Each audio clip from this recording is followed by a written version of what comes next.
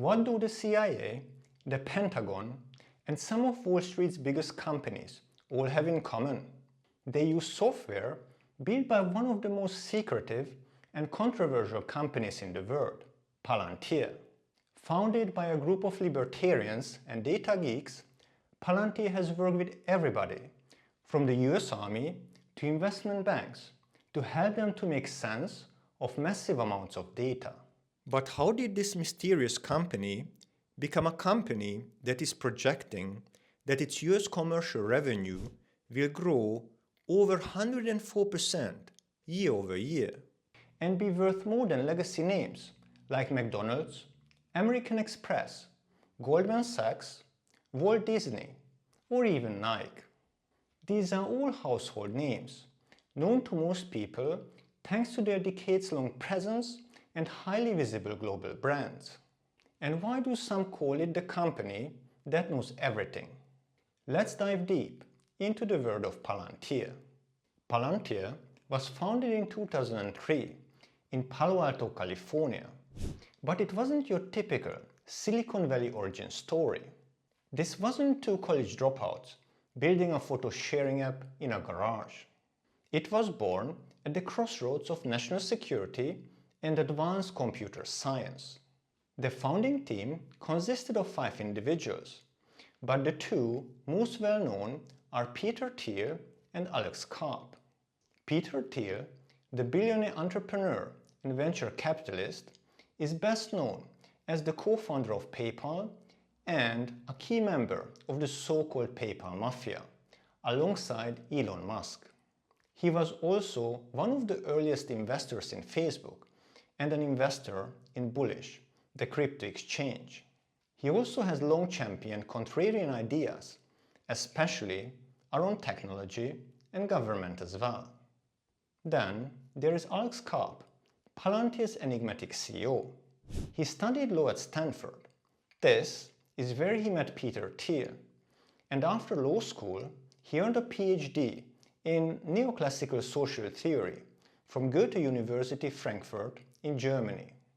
With his signature white hair, unconventional communication style, and deeply intellectual background, Karp is anything but the standard Silicon Valley exec.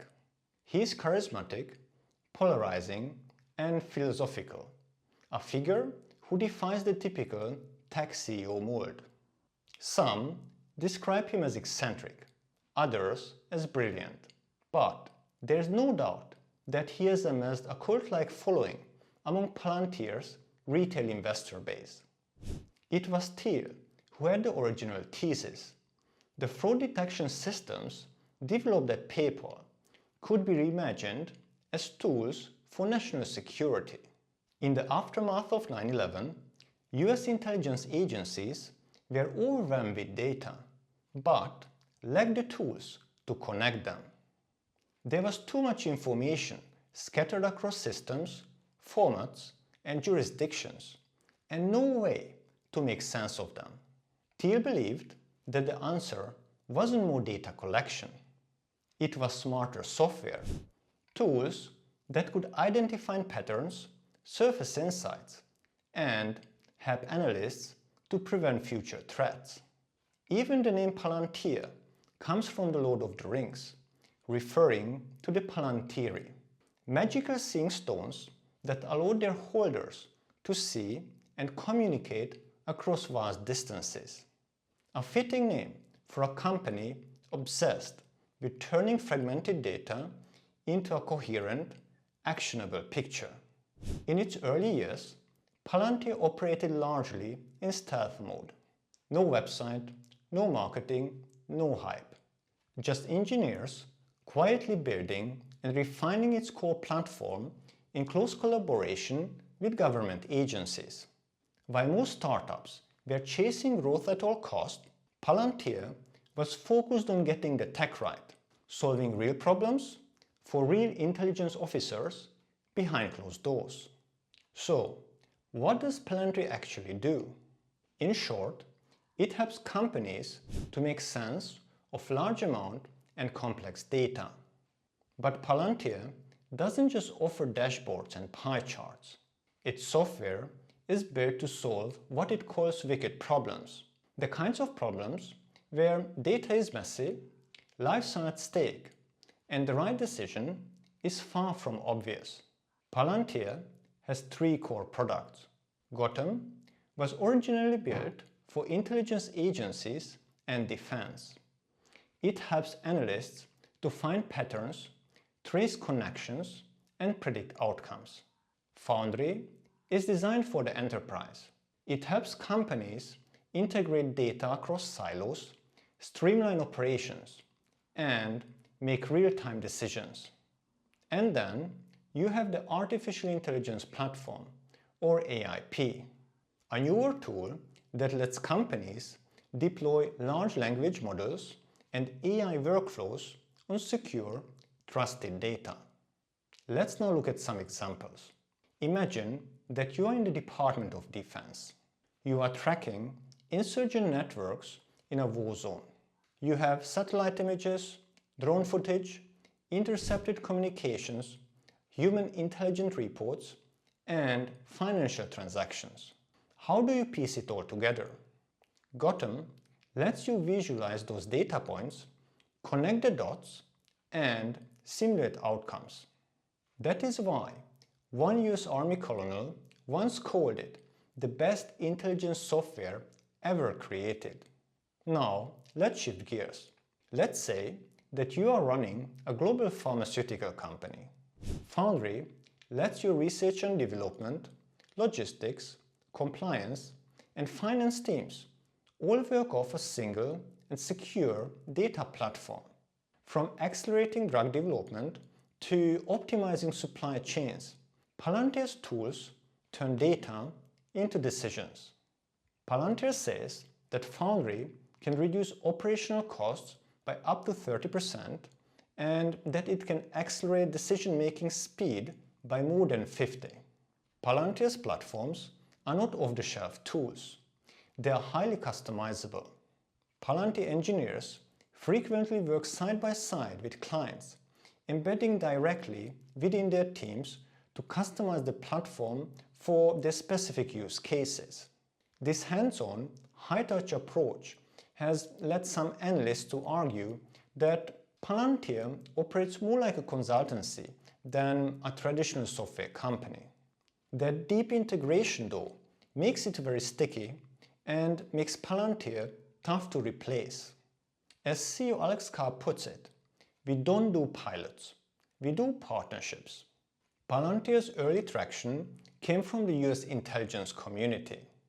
During the wars in Iraq and Afghanistan, Palantir's software was used on the battlefield to track insurgents, detect patterns in roadside attacks, and to coordinate logistics. Soldiers describe it as a game changer. In fact, one report from the Army stated that units equipped with Palantir tech had an 85% higher detection rate for those improvised explosive devices compared to those without it. Today, Palantir serves several government agencies like the CIA, the Department of Defense, the US Customs and Border Protection, and the CDC. But it doesn't stop there. On the commercial side, Palantir's software is used across a wide range of industries. The company R1 RCM, which is servicing hospitals to manage costs, increase revenue, and to streamline operations, has partnered with Palantir to launch an advanced AI lab, which is designed to transform healthcare workflows and improve unit economics by up to 50%. In banking, Citi has deployed Palantir's software in their wealth division, and they have highlighted in their earnings release how this partnership will improve client experience and their operational agility. Fannie Mae uses AIP to accelerate the detection of mortgage fraud from months to seconds. This helps to safeguard the mortgage market for lenders, home buyers, and taxpayers as well. Then you have AIG, the insurance company, which is using Palantir to power their AI-based underwriting system. They are expecting to double their revenue CAGR from 10% to 20% over the next 5 years. Then there are several others, like the airplane manufacturer Airbus. They use Foundry to optimize their entire process of the aircraft production. The pharmaceutical company Merck uses the software to accelerate drug discovery and manufacturing as well. They even work with Formula One, specifically Scuderia Ferrari's power unit department, which ensures that the race cars deliver optimal performance without exceeding the structural capabilities. Foundry enabled power unit engineers on the racetrack and also in the Maranello factory to optimize their performance and analyze data from different sources like the Grand Prix data and also test bench results. Since 2016, Scuderia Ferrari has used the Foundry platform to help their technical teams to make faster, data-driven decisions around car performance, development, and reliability. In the oil sector, the oil giant BP uses Palantir to monitor and reduce emissions across its whole global operations. But one of the most high-profile use cases came during the COVID-19 pandemic. Palantir worked with both the US and the UK government to coordinate vaccine distribution. Its software tracked inventory, delivery schedules, cold chain logistics, and even more. During the pandemic, Palantir's work in public health led to significant government contracts, and it was credited with reducing vaccine distribution delays by up to 40% in some regions. And while many think that Palantir is mainly a government contractor, the commercial side of the business is growing fast. This is mainly driven by the increased revenue in their US business. Alex Karp often mentioned that US companies are early adopters and they move much faster than clients in Europe, for example. Let's now look at their full-year revenue growth. Back in 2020, their revenue was a bit over $1 billion.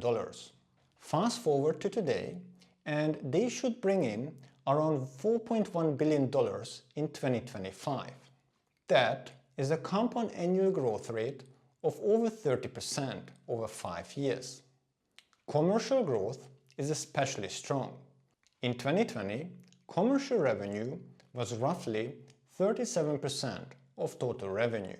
By 2025, it increased to almost 50%, with US commercial revenue growing with an even faster rate at over 104%. Driving this growth were industries which are under intense pressure to modernize and increase efficiency. Palantir has launched week-long bootcamps that rapidly onboard new commercial clients. These sessions cut onboarding time from months to weeks. And what is even more important is that they demonstrate immediate return on investment by solving pressing business problems. A critical aspect of Palantir's operations is its approach to data ownership and privacy. Unlike some tech companies that collect and monetize user data, Palantir does not own the data it processes. Instead, the data remains under the control of the client. Palantir's platforms are designed to work within the client's existing data infrastructure, ensuring that sensitive information stays within the organization's secure environment. This approach is particularly important for clients in sectors like healthcare, finance, and government, where data privacy and compliance are paramount. By not transferring or storing data externally, Palantir helps clients to maintain control over the information while still enabling advanced analytics. This commitment to data privacy has been a key factor in Palantir's ability to secure contracts with organizations that handle highly sensitive information. From the shadows of national security to the forefront of enterprise AI, Palantir continues to shape the way companies harness data. As it expands into new sectors and tackles increasingly complex challenges. One thing remains clear: Palantir is not just a software company. It is a force redefining the boundaries of data-driven decision-making. Thanks for watching, and don't forget to like, subscribe, and watch another video. See you in the next one. Thank you. Bye.